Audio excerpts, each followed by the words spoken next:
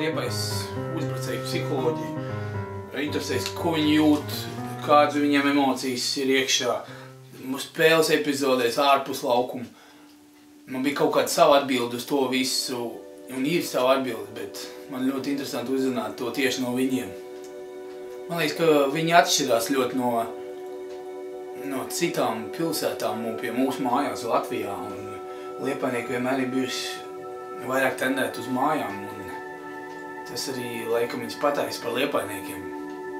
Es gribētu, lai jaunie futbolisti skatoties šo īso klipu iemācās kaut ko, izlaiž to caur sevīm, iegūst kaut ko un salīdzina ar savām izjūtām.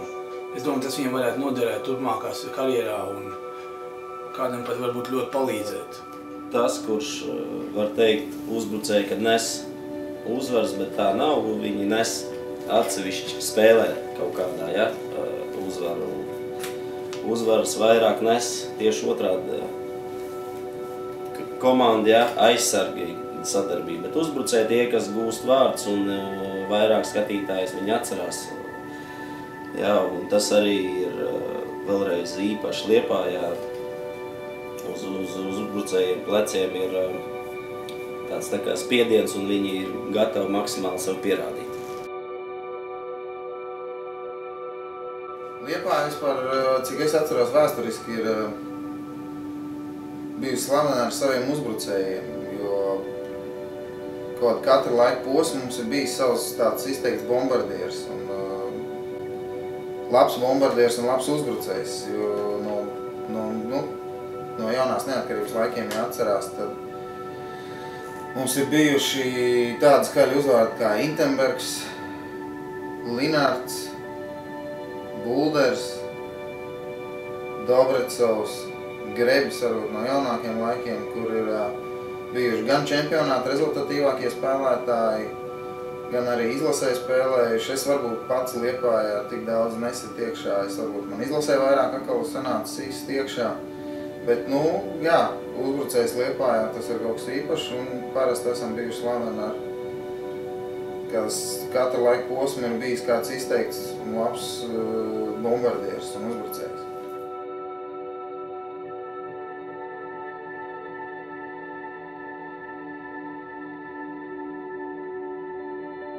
Kā saka, krieviem tas ņuhs ir, vajadzīgs ir, tā intuīcija, tas, protams, kaut kāds talants ir vajadzīgs, tos gols, lai iesist iekšā, tā liekas, kad viegli, bet, pats galvenais, tāds, man liekas, tā bezkaunība vajadzīga ir, tāds azarts, kas man liekas, jābūt tā izsalkušam visu laiku, bet tev gribās visu laiku iesist tos gols, tad tev varbūt nāks, vai, ja tas nebūs, tad te ir grūti kaut ko sasniegt, varbūt gols iesist daudz.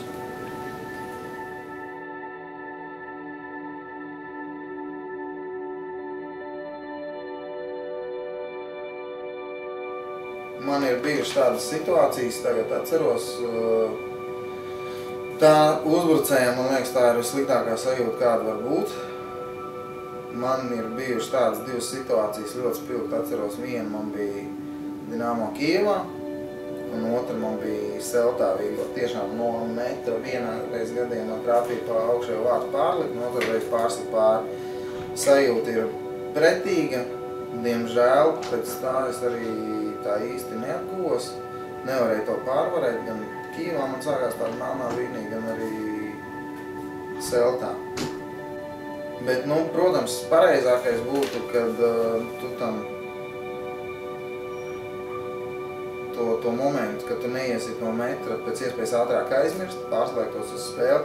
Vislabākā gadījumā, protams, būtu vispār izmest viņu no galvas un turpināt spēli. It kā nekas nebūtu bijis, bet, protams, tas ir ļoti grūti, jo tik un tā tas tev sēž galvā un tu to malus pēc tam vismaz es malu vairākas nedēļas un vairākas mēnešus un nevarēju saprast, kā es varēju aizsist garām. Bet, tas tā notiek arī vislabākiem pasaules uzbrucējiem un jāmēģina pēc iespējas ātrāk to aizmirst tiešām. Atkal jāizmanto tas atlikušais spēles laiks, kas ir palicis, lai iesist un pēc iespējas ātrāk iesist, lai tas moments aizmirstās.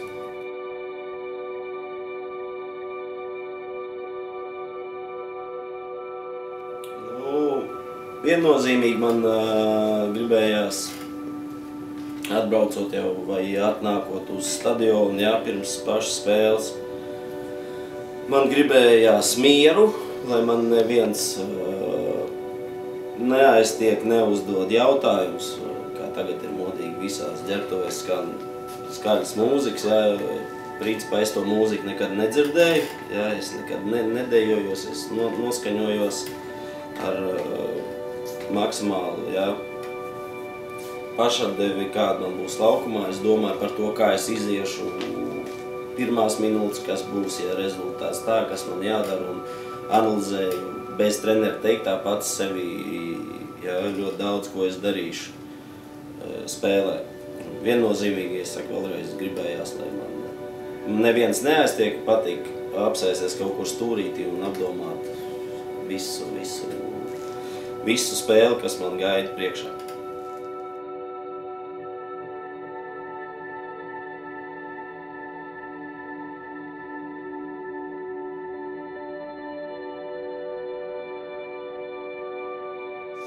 Atšķirās visi, kā uzbrucēji. Viktors ir īsts bombardieris, ja viņi fiziski dotu, viņam nekāda īpaši lielie nebija. Bet viņš ļoti labi jūt, kur bumba atliks, kur jāpārvietojas, un tas ir tādas īpašības, kur praktiski nav iespējams uztrenēt. Tu var mazliet pilnveidot, bet uztrenēt nav iespējams. Ja tev nav dots, tas ir čujs. Ja, tad viņš arī, principā, nebūs. Tu var kaut ko pilnveidot nedaudz, bet ietenēt viņu nav iespējams.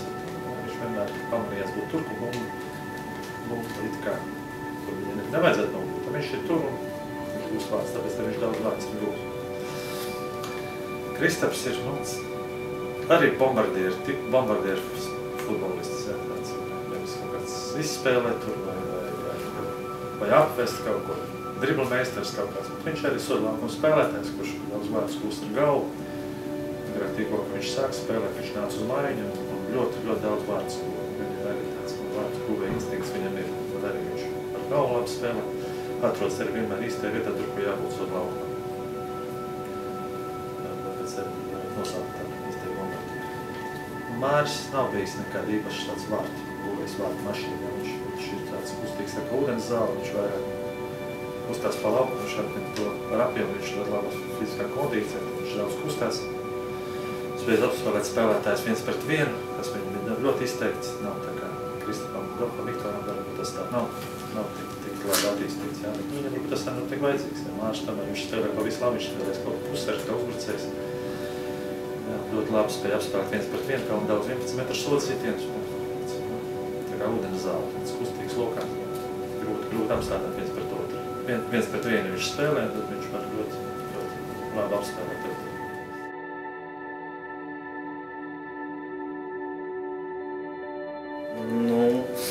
Es viņam varētu īstenībā piekrist, jo uzbrucēji, man filozofija tāda, ka, ja tu neesi iesīts golu, tad tu esi slikti nospēlējis. Es pat pēc konto teicu, mēs ar džekiem runājām pēc spēles, es kaut ko vēl teicu, man prasīju, kā nospēlēks. Teicu, labi. Teicu, nē, labi nav nospēlēts, jo, ja tu neesi iesīts golu, kā uzbrucējs, tu neesi nospēlējis labi. Tā ir tāda mana filozofija. Un es arī Filipo un Zagijai varētu piekrist, jo tu kā uzbrucējs, tev jābūt goliem un tā kā tā.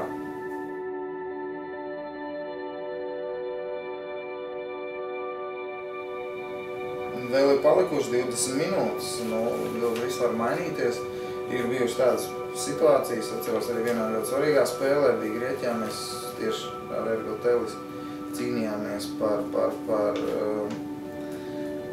iekļūšanu augstākajā līgā, un mēs zaudējām 1-0, mums obligāti vajadzēja gūt vārds izbraukuma spēlē. Vispār nebija neviena momenta līdz 70. minūtē, un izskatījās, ka pēdējā tā bija tūrs spēle, mums vajadzēja obligāti vai nospēlēt neizšķirt vai uzvarēt.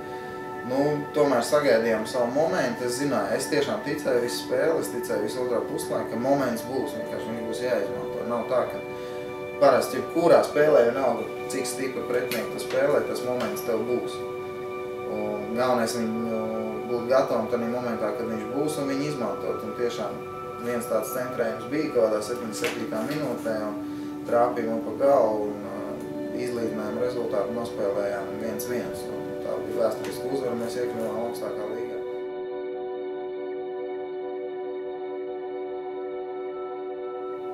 Protams, ir futbolistiem fiziski ir kritums gan ne tikai spēles laikā, viņš var būt kaut kādā laika posmā, kad saucamā futbolisti ir bedrē, jā, un katram ir ar to jācīnās. Kā darīju, teiksim, es vai atkal, ko es jau teicu, kad es gāju cauri visai spēlēji, plānoju savu spēli galvā. Skaidrs, es zināju, ja es neesmu fiziski gatavs, kad mans viens no mērķiem, uzdevumiem bija ātrāk gūt vārtus, teiksim, pirmajās 15-20 minūtēs, bet izdarīt visu maksimāli, kas ir atkarīgs no manīm, lai tas palīdzētu komandai. Tas ir vai nodot piespēli viennozīmīgi vai gūt vārtus. Ja?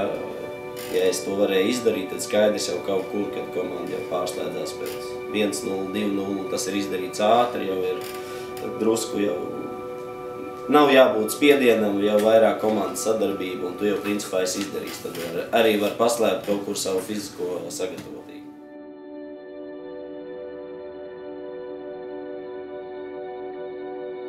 Es spēlēju no 70. gadu vidus līdz 90. gadu vidum, apmēram, kā izmainījies futbols, kā ir uzbrucēji izmainījuši droši vien. Mentāli izmaiņas, protams, ir tādas, ka spēlētāji palikuši profesionāli. Ar visi ne tikai uzbrucēji, tad visi spēlētāji palikuši profesionāli, tāpat ir uzbrucēji. Tomēr, kad es spēlēju, tas iespējas izsisties kaut ko, gan jau bija tīpaši minimāls. Tagad jau tiešām gribu kaut ko sasniegt, tad ir iespējams to izdarīt un vienkārši jāstrādā daudz. Mums iespējams nokļūt ārzemēs, labā klubā, nopelnīt naudu, ne tikai sev, bet arī nākošie saviem radiniekiem un visiem uz priekšu mazliet. Jāstrādā daudz ir, kā es redzu, teiksim, pēc Liepājas, vairākas varētu, kas mums Liepājā tie uzbrucēji ir, vienmēr ir tādi labi uzbrucēji, visi ir, piemēram, bijuši bombardieri, tu redz, ka psiholoģija vairāk, es domāju, viņiem vairāk jāstrādā, protams, ir ļoti daudz jāstrādā individuāli, visu laiku ir jāstrādā. Jo tu vairāk strādās, jo tev būs lielākā deva individuāli viss tas. Un mūsējā, teiksim, tādā ziņā mūsu klubā tev nāk pretī gan treneri, gan prezidents nāk pretī un to redzēt. Un ja viņi to jūt vēl, tad vēl, es domāju, no viņiem nāks lielākā deva. Jo manā laikā, teiksim, neviens tevī, teiksim, individuāli nestrādāja. Teiksim, pats malies tādā ritenī vienkārši. Un līdz ar to bija grūtāk. Tagad ir laika arī tāda, ka tu jāstāst tikai jāstāst par savu vietu uz zemītes. Tā. Katrā spēlē pa 3-4, lai tas nes prieku skatītājiem, komandai, ja, lai mums visiem būtu par ko runāt, par ko atcerēties. Un, principā, gribu novēlēt uzbrucējiem maksimāli trenēties katrā treniņā, katrā spēlē izlikties maksimāli un nedomāt, ka es esmu nogurs. Neviens cilvēks nav nogurs, viņš var būt nogurs, kad viņš mājā tikai guļ. Tā kā gribu novēlēt visiem veiksmi un maksimāli atdoties futbolā.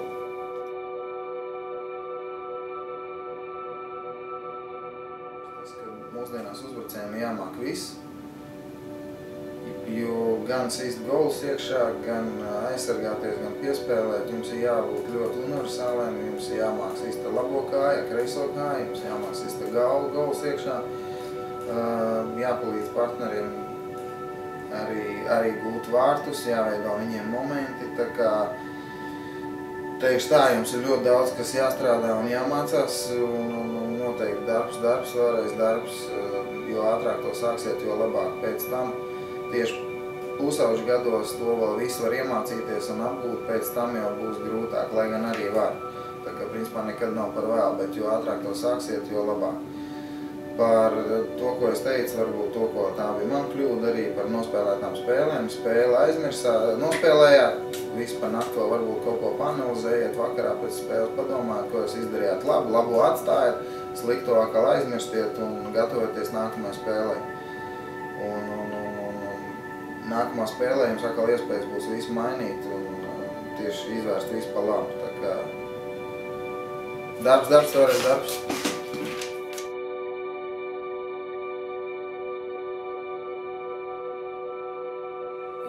Es domāju, ja Liepājnieki būtu ne tādi, kādi viņi ir, mēs par šo tēmu pat nerunātu. Es domāju, ka tāpēc tas ir interesanti, tāpēc mums ir kaut kas savs, tāpēc es gribu, lai tas paliek. Es gribu, lai viņi turpina progresēt un augt, bet lai paliek Liepājnieki. Tas būtu ideālākais variants, jā. Es domāju, futbolā ļoti liels procents ir cīņa pašam ar sevi. Pašam ar sevi, iekšēji, psiholoģiski, morāli, galvā. Es domāju, tā ir liela cīņa, dažreiz lielāka cīņa ar sevi nekā pretinieku. Un es domāju, tie, kas uzvar šo cīņu, jā, tie, kas atrod resursus sevī, tie, kas saprot sevi, tie ir iet tālāk. Tie arī var parādīt rezultāti, tie arī ir, kas spēlē šo spēles kaut